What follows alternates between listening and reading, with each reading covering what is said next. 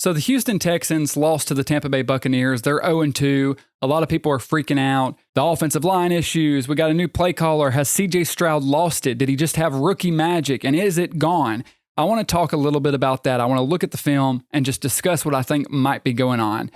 First off, thanks for being here. I'm Tristan Bunn. Please subscribe to the channel because I'll be bluffing my way through the entire NFL season. So CJ Stroud and the Texans fought really hard against the Tampa Bay Buccaneers, but it wasn't enough. They get their second loss of the season, a team people thought would run away with the AFC South, and now they're in trouble. They, especially if the Colts continue on the run they're going on. The big question seems to be what's going on with Stroud? Has he lost it? What happened to the rookie CJ Stroud? We know the offensive line is an issue, has been an issue. They traded Tunsil away, which was questionable, bringing in a new play caller, supposedly giving Stroud more control. But through 2 weeks, the offensive line is still a big issue. And I am not a all-22 junkie. I am not a guru. I am just a regular person like all of you that's been watching football their entire life. With that said, I do want to look at the tape just because I went through the Tampa Bay game. Because what seems to be happening to me is we do get some misses from CJ Stroud, for sure. He is not blameless in all of this, but I don't think he just magically forgot how to play quarterback. I think we're starting to see what we've seen before in the NFL, which is a quarterback not trusting his offensive line, and a bad offensive line, bad protection, slowly leading to the quarterback not trusting his eyes, not keeping his eyes downfield. And we have bad protection leading to bad quarterback play. Even though I thought Stroud was fine for most of the game, there are times where he made mistakes because you could see the pressure was getting to him. He is playing a Todd Bowles defense that sends exotic blitzes and stuff. Even that, I think the knock on Stroud is going to be he doesn't make a big play often enough. When there's nothing there, they haven't paid you yet, but we're paying you to go make something happen when there's nothing there. That might be fair. That might be a fair criticism at another time. Film gurus, you can tell me if I'm way off. I'm just talking to you like a layman. That's what we do on this channel. Like we're friends at the bar talking football without all the hot takes and all the, clickbait crap. So here we go. Let's look at the tape and just see what it tells us. So I went and looked just to see if he was missing a bunch of throws, if it's the protection, if guys aren't getting open. He's not missing a ton of throws as far as I can see. So if you'll watch on this one, he's going to have come open on his deep, like a deep out. It's a play action. Nothing open yet, but he's about to break. Boom, right here at the 50, he's starting to break. And he should be getting ready to throw that ball. But as you can see, he's got a guy already in his face. Ruins the play. Can't get it there. But look here. Play action. Ready. And when he's getting ready to uncork it, he's got Gaines in his face. And he's got to move. So real quarterback gurus and all-22 junkies, because I am not a wizard at all, can tell me, is he supposed to stand in there and deliver that throw with Gaines leveling him? Because I know as a quarterback, you're supposed to make throws when you're getting hit. I understand that. You got to stand in there and deliver the ball. I don't know if that's even feasible on that one. Maybe I'm a little bit more generous than others, but I just don't know how you can expect that. Right now, uncork it, and he's already running. Maybe you can make an argument he should stand in there and deliver it, but because he's dealing with this pressure constantly, he bails out. Look at the play before this. This is literally the previous play. So previous play, watch how quick this pressure is going to come from the edge. Blitz, gets knocked right into him. He's got this little curl open. I don't think that's his read. He's looking middle. Curl, covered that in-breaking route like the dig. It's over. So his halfback's responsible for Tyke Smith, and watch him just get blown up. Boom. Good night. You're done. I mean, no chance. CJ Stroud has no chance there. Again, on this play, watch how fast the pressure gets there. Oh, it's over. 3 guys on him. David's going to act like he drops. He's going to fake drop, come in. Dennis is actually going to drop. Both these guys come off the edge. Fake out, back in. He drops. He didn't even need to. He could have blitzed too. And he's destroyed. I went into this tape thinking I was going to be critical of CJ Stroud. Tell me if I'm missing something. He's got no time to do anything. That's crazy how quick they get there. No chance. No chance. You avoid pressure here because you get him on a boot. They bite on it. He's only got one guy open. Hits him. And we get a big play because we're moving the pocket. So this is one I think we can put a little on Stroud. He's going to start looking to the right, so I guess his read's over there. Boom. He doesn't unleash the curl. He's already moving to the left. You could say you want to unleash that, but 54 is going to break on it pretty good. Then he comes basically to his back, sees his back's there, getting demolished in the middle of the play. He's got Nico wide open right here. Doesn't see it, takes him too late to get there, and almost throws an interception. Let's watch it from the end zone. And again, I'm learning with you guys. I am not a guru by any means. There are a lot of guys that'll make fun of me for doing this. I'm just telling you what I see. So he's already moving left, looking left, like he's on his back. Right there, he sees Nico. He's looking to the middle, and he's already sensing this pressure.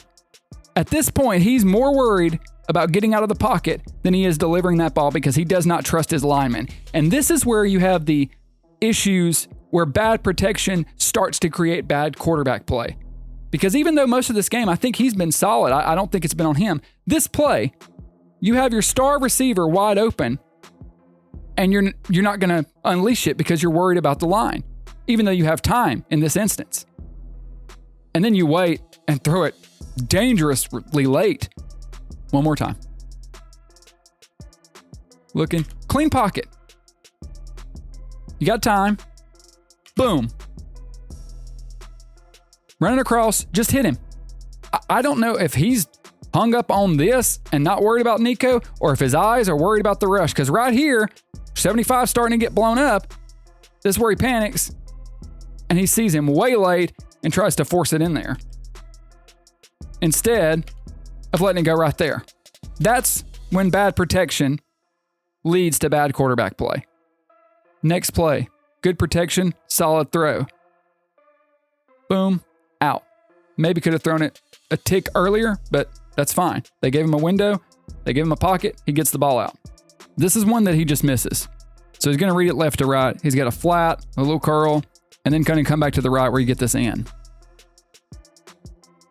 Flat's not there, curl's not there, in, and just misses him, behind him. No, yes. Bad throw. Good pocket here. Protection. Drawn up perfectly, you got him, and you miss him. No, yes. Bad miss. That's a rough one. And there's some of those, but he's not playing his best. But this is one of the few, like, just straight up misses I've seen going through the tape, in my opinion. On this one, you don't get the right protection, and he throws a bad ball, almost gets a pick. You've got 6 to block 7. I don't see any scenario where he doesn't understand this guy's coming, so I think he knows the situation, surely. Here they come. Already starting to hitch as 45 gets through. I don't even know what he's thinking there. No idea what this is. Not want to take a sack, I guess, so we'll throw a pick. Honestly, he spends so long looking at Xavier Hutchinson here and not just letting it rip on the slant. Snap, boom, let it rip. Let it rip. You got him. You got 6 yards of separation. Throw the ball. Still on him and not throwing it. Now 45's there, and he's seeing the rush. Trying to pivot to his second read in the middle, which he also could have thrown if he had protection or saw it early. And I panic and almost throw a pick. This is bad. This is bad tape. Just throw it. Throw the football. Might even get a first down. And you could say maybe because of Bowles, maybe he thinks this guy might drop out, but if so, then that's the hand you're dealing. I'm pretty sure this is third down. So you got it. I doubt he gets a first down, but he's probably going to at least get to the 30. You got pressure. Instead, he panics and almost throws an interception. This is the bad Stroud tape. It's not present early in the game. He's on the slant. He's looking at Hutchinson. And right there, worried about the rush. As he should be, because it's going to get him. Boom, throw it. But he panics. And this is what happens when all of those bad pressures lead to bad quarterback play because they're worried about the pass rush. So if that's any indication, if I'm anywhere in the right ballpark, it seems to me that the offensive line is just deteriorating so much that Stroud stops trusting it. He stops trusting his eyes. There are times where you can't see it because you can't really see his eyes on tape, but it feels like his eyes are going down to the rush when they get close. Maybe there are some moments where he should stand in there and deliver and get hit, but because the pocket breaks down so often, he just doesn't do it. Anytime he starts to get a guy in his lap, he's running, he's moving, he's looking away, and he's not making plays happen when he does that. With that said, in what I was watching, I wasn't seeing a ton of separation or open guys all over the place. If I'm wrong, please gladly tell me in the comments, but it's not like I was seeing wide open receivers running all over the field and he was just missing it. The mistakes he made, it seems like he got off the read too soon or hung on to one too long, and then his eyes got on the rush and he panicked. Some of the success they had offensively and that he had was when they moved the pocket, when they got some run game going and were able to roll him out and get him on the move and have him a clean pocket, on the move so he could make some throws. We saw that happen a couple times. Otherwise, the offensive line just continues to be an issue for him. We will watch it as the season progresses because Houston fans are probably frustrated and saying he should do more. Even if you say the offensive line is bad, for this quarterback who was a rookie sensation, we expect more out of him. I think that's fair. There are definitely some bad moments on that tape. You should expect more out of him. But he can only do so much. And when this is a constant issue, I just don't know. I don't know if it gets fixed unless you fix that offensive line. We've even seen it with Patrick Mahomes. Patrick Mahomes misses throws he should never miss because he's worried about that offensive line. And they've even been better this year. And he still doesn't trust it. The quarterback standing in there and trusting those 5 guys to protect him, it takes a lot. And when that trust is broken, when you don't have it, when you've been going a year and a half, 2 years without that line, it's hard. It's hard to rewire your brain and stand in there and keep your eyes downfield and not worry about it. So we'll see how it develops over the season. Maybe CJ Stroud can get better protection and maybe he'll start playing like the CJ Stroud we saw that rookie season. But good thing for Houston, you've got 2 great edge rushers. You've got a good defense and your special teams almost stole the game from you. Houston almost wins that football game because of special teams, because the punt block and the big kick return made the field goal. Special teams the only thing that kept it close. The score was closer than the game felt. With Indianapolis playing like they are, we don't know what Jacksonville is. I think a lot of us kind of had Houston circled to win this division. Even though we knew they had issues, we're like, yeah, they'll figure out they're better than the other teams. They'll win the South. I don't know. I think they've got an uphill battle. And not just because they're 0-2, but just kind of the way they looked. Now, they've played 2 good teams. I think the Rams are very good. I think the Bucs are very good. And they could have won both games. The Rams, closerness than the Bucs was, but in both games, you just don't have an explosive offense. It doesn't feel like they can strike at will. They have to move the ball downfield, and when you got to do 15-play drives, something's bound to go wrong. The hope is that they'll get it figured out, but they have an uphill climb starting 0-2. Can they get more explosive plays, and can they get more separation? Because just what I saw in the Bucs game, I'm not seeing a lot of guys get open. I'm not seeing a lot of play designs that's really attacking the defense. Maybe I'm wrong. Maybe it's early in the season, but I'm just not seeing innovative play calling that can help your players out. I want to see more at that. Let's assess in a couple of weeks and see where Stroud stands.